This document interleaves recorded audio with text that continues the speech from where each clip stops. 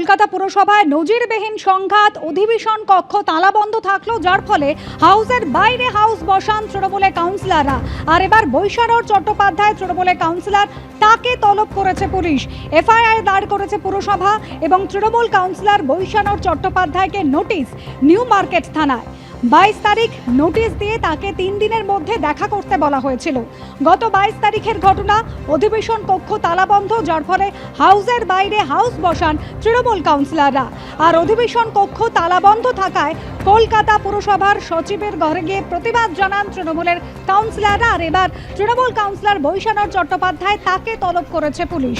আমাদের প্রতিনিধি অর্ণব মুখোপাধ্যায় এই মুহূর্তে রয়েছেন আমাদের সঙ্গে টেলিফোন লাইনে। অর্ণব, বৈশারদ চট্টোপাধ্যায়কে আজই থানায় হাজির হতে বলা হয়েছিল, তিনি কি যাবেন? দেখো, সে গত 22 তারিখ দুটো অভিযোগ হয়েছিল। যেটা জানা যাচ্ছে যে 22 তারিখ একটা হচ্ছে মালা রায়, পুরো চেয়ারপারসন, তিনি সেদিনকে হাউসে যা যা হয়েছে সেটা জানিয়ে তিনি একটি পুরো কমিশনারের বিরুদ্ধে তিনি একটি অভিযোগ দায়ের করেছিলেন হচ্ছে নিউ মার্কেট থানাতে। এবং তার পাশাপাশি গতকাল পুরো কমিশনার জানিয়েছেন যে সরকারি কাজে হস্তক্ষেপ এই মর্মে তারাও একটা পাল্টা সেটা হচ্ছে একটা কমপ্লেন সেখানে লজ হয়েছে।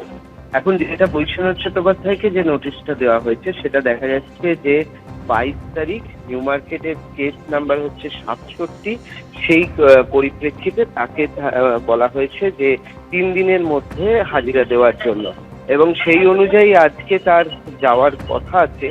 কিন্তু এখনো অব্দি ঘনিষ্ঠ মহলে তিনি যাবেন কি যাবেন না সেই সম্বন্ধে তিনি কিছু বলেননি। তিনি যেটা জানিয়েছেন যে তিনি বিশেষজ্ঞদের পরামর্শ নিচ্ছেন, আইন বিশেষজ্ঞদের, এবং তারই পরিপ্রেক্ষিতে তিনি তার সিদ্ধান্ত জানাবেন। ধন্যবাদ অর্ণব। বৈশারদ চট্টোপাধ্যায়কে থানায় তলব এবং আজ তাকে দেখা করতে বলা হয়েছে। এই নিয়ে বৈশারদ চট্টোপাধ্যায় কি জানিয়েছেন এবং রাজ্যের মন্ত্রী অগ্নিমিত্রা পাল তারই বাকি বক্তব্য শুনুন। তৃণমূল যদি হাউস বসাতে চান তাহলে বিজেপির কাউন্সিলরদেরও ডাকা উচিত ছিল, কিন্তু এই তৃণমূল কাউন্সিলররা তারা এখনও রাজনীতি করতে চাইছেন।